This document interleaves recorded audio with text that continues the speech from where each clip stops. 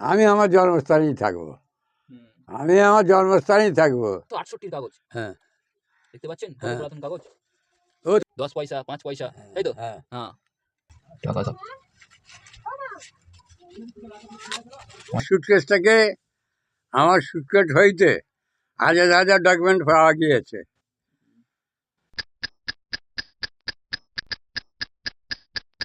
আজকের আমি আমার দাদাজিকে কিছু প্রশ্ন করব, ওনার জন্মস্থান নিয়ে, উনি কোথায় ছিল, ওনার সংগ্রাম নিয়ে ওনাকে জিজ্ঞাসা করব। এটা হচ্ছে আমার দাদাজি।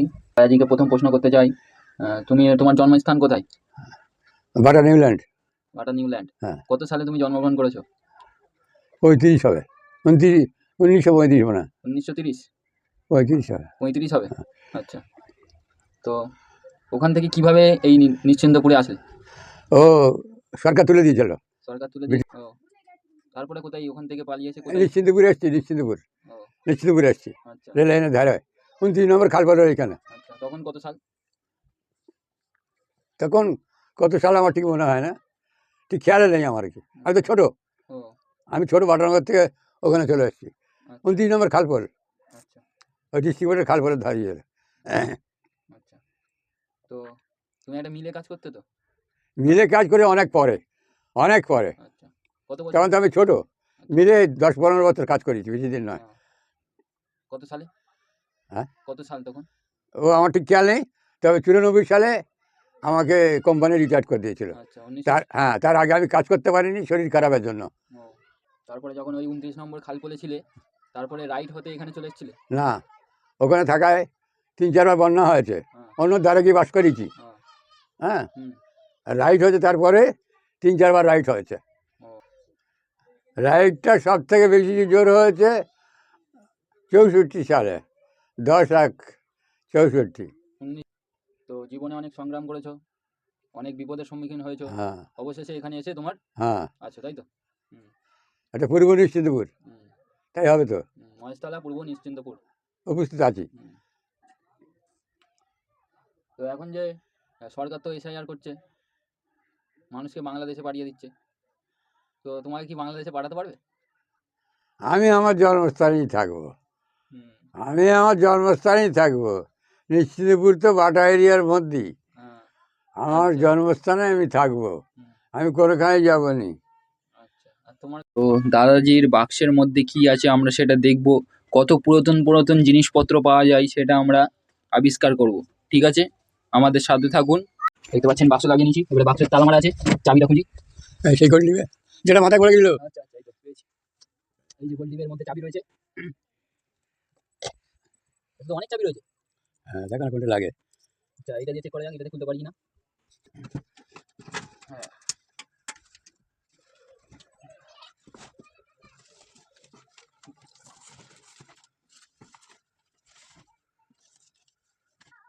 এর মধ্যেই জমা আছে মানে, দেখো তো এই খামের মধ্যে একটা এবারে পাওয়া গেছে একটি পুরাতন জামানার কাগজপত্র। ওইটা তো। এটা কি আছে দেখি। আচ্ছা, এটা 1981 হ্যাঁ আব্দুল জলিল খান, হ্যাঁ মহেশতলা। হ্যাঁ, এটা কি হতে পারে? সারামা স্টোর্স, ক্যাশ মিমো। এটা মনে হচ্ছে কোনো বন্ধক ফন্দকের কাগজ হতে পারে। তাও হতে পারে, হুম সেও ডকুমেন্ট হয়ে গেল। হুম। আব্দুল জলিল, আব্দুল্লাহ, কাজী আব্দুল্লাহ, অ্যাডভোকেট, শামসন বিবি। আমার স্ত্রী, আচ্ছা, তোমার দাদি। হ্যাঁ, দাদিমার কাগজ বেরিয়ে গেছে এখানে। 1968 কাগজ হ্যাঁ দেখতে পাচ্ছেন, কত হ্যাঁ, পুরাতন কাগজ। ও তো তাই তো? ডকুমেন্ট হয়ে গেল। হুম। হ্যাঁ, এটাকে তুলে দাও। 1900, এখানে তারিখ দেখতে পাচ্ছেন, উল্টো দেখাচ্ছে হয়তো ওখানে 1968।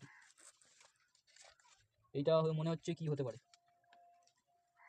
তোমার ডকুমেন্টের অভাব নেই, যেটাই খুলছি সেটাই ডকুমেন্ট বেরিয়ে যাচ্ছে। আচ্ছা, এটা কৃষ্ণনগর গ্রাম পঞ্চায়েত, হ্যাঁ, এই তো দরকার। 1989 এর কাগজ এটা। হ্যাঁ হুম, গ্রাম পঞ্চায়েত। হুম, আচ্ছা, দেখতে ওই তো পাচ্ছেন। ডকুমেন্ট এসে গেল একটা। হুম, এই পুরাতন জমানার বই। হ্যাঁ, হুম ওই আমি পড়ি বই হুম তাহলে। হুম। কি বইটার নাম দেখো। ছেলেদের 24 পরগনা। হ্যাঁ হ্যাঁ, হুম, অনেক ও পুরোনো তো বই এটা। ডকুমেন্ট হয়ে গেল। হ্যাঁ, তো অনেক পুরোনো বই। এই তো এইসব ডকুমেন্ট দেখা গেল, এই তো অস্থির। হুম, হ্যাঁ একদম। হ্যাঁ, আচ্ছা, এখানে কি এটা বিয়ের কাগজপত্র। আচ্ছা, এটা ট্রান্সফার সার্টিফিকেট, হ্যাঁ নিশ্চিন্তপুর তেঁতুলখুনি এফপি স্কুল। এটা হচ্ছে তোমার সাল তোমার 1996। হ্যাঁ আর এমডি বশিরউদ্দিন খান। হ্যাঁ এটা কে বশিরউদ্দিন খান? বসিরউদ্দিন আমার ছোট ছেলে। আচ্ছা। তুমি আবার ভুলে যাচ্ছ। না, এটা পাবলিককে বোঝাচ্ছি, হ্যাঁ তারা দেখবে ভিডিওটা, কে হতে পারে, তারা তো জানার ইচ্ছা আছে। আচ্ছা, আরেকটা রেজাল্ট পেয়েছি। হুম, ওটাও শো করা যাবে। এটা চিঠি লিখেছে। হ্যাঁ, ওটাও শো করা যাবে।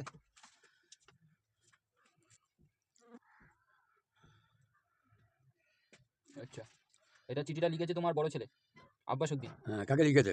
লিখেছে আব্বাজান, তোমাকে, আমাকে। হ্যাঁ, শ্রদ্ধেয় আব্বাজান। কত তারিখ দেখো? 1986 বা 85 হবে। ও আবার কম্পিউটারে ধরা পড়ে যাবে। হুম। এই বাক্সতে অনেক কিছু আছে। বাক্সতে কি আছে দেখা যাক।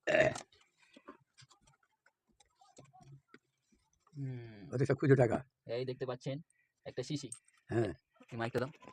এই দেখতে পাচ্ছেন এখানে একটা শিশি রয়েছে, এর মধ্যে রয়েছে সব পুরাতন জামানার ছোট ছোট কয়েন, 10 পয়সা 5 পয়সা, তাই তো? হ্যাঁ, হ্যাঁ। তো এটা রাখি এখন সাইডে, এটা খুলে দেখবো। এইটা কি বলো? ও কি দেখা দেখা। এটা লেখা আছে তোমার royal Kolkata golf club, AD 1829, ফার অ্যান্ড সুর 181। কোম্পানির কোনো কার্ড? কোন কোম্পানি লেখা আছে? এই তো ফার অ্যান্ড সুর, কোম্পানি লেখা আছে রয়্যাল কলকাতা গোল্ফ ক্লাব। এটা আমার নয়, আমার কাছে চলে যাচ্ছিলাম। ও ছেড়ে গেছে, এইবার হয়েছে ডায়েরি। কত পুরাতন জামানার ডায়েরি দেখুন, পেজগুলো একদম হলুদ হয়ে গেছে। আচ্ছা, ডায়েরি প্রথমে কি লেখা রয়েছে দেখি। ও, এই ডায়েরি এলাহি ভরসা 1964। কত কি খরচ করেছো তার হিসাবপত্র লেখা রয়েছে। আমার সাইকেল সারাই 50 টাকা, বাবুর কাছে পাবো 11, হাঁড়ি 81, সুতা 100, কত লেখা রয়েছে। মায়ের জন্য কাপড়, আমার জন্য 60, 80 টাকা, 8 টাকা, সব খরচের হিসাব রয়েছে এই ডায়েরির মধ্যে। আচ্ছা, দেখতে পাচ্ছেন কত কত পুরাতন ডায়েরি। এর মধ্যে সব আমার দাদাজি যা খরচ করতো, জানার জন্য খরচ করতো, তার নাম লিখে ও পাশে কত টাকা খরচ করেছে তার একটা হিসাব করে রাখতো। ঠিক বলছি তো? হ্যাঁ হ্যাঁ। অনেক পুরাতন ডায়েরি। কত টাকা, কত সাল দেখো? সাল বললাম তো, 1964 সাল। হ্যাঁ, হুম। যে রাইটের সাল তাহলে। হ্যাঁ। আচ্ছা, এও তো দরকার লাগবে। হ্যাঁ রাখবো, কিন্তু ওইটা আগে বের করে দেখি কত কি আছে। হ্যাঁ দেখো, ওরে ওরে রাখো, সব বুঝে যাবে। হ্যাঁ। কি কি আছে দেখতে একটা হবে। করে দেখি আর আপনাদেরকে দেখাই। হ্যাঁ। আর কত সালের কয়েন সেটা বলি। তো এই কয়েনটা দেখতে পাচ্ছি IX Asian games Delhi 1982 coin, হ্যাঁ 10 টাকা। হ্যাঁ। আচ্ছা, আপনাদেরকে দেখিয়ে দিই। এই দেখতে পাচ্ছেন 10 টাকার কয়েন 1982, কয়েনটা দেখতে পেলেন, এই রাখলাম। এরপরে দেখতে পাচ্ছে জওয়াহরলাল নেহরু কয়েন 1989, হ্যাঁ 1 টাকা। হ্যাঁ। দেখতে পাচ্ছেন জওয়াহরলাল নেহরুর ছবি রয়েছে, হয়তো ক্লিয়ার দেখতে পাচ্ছেন না, একটু কাছে করি। এই 1 টাকা। এই 10 পয়সা বের হয়েছে ফের, কত ছোট, 1997 এর 10 পয়সা, একদম একটুখানি, একদম ছোট, এই ছোট।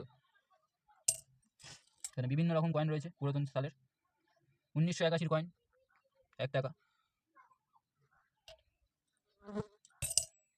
এখানে রয়েছে 1976 কয়েন 1 টাকা, 1976, দেখা যাচ্ছে না ঠিক ক্যামেরার মধ্যে, ঝাপসা হয়ে যাচ্ছে।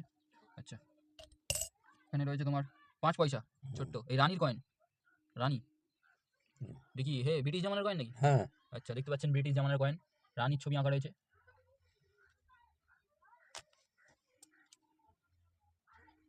এটা 10 পয়সা 1987,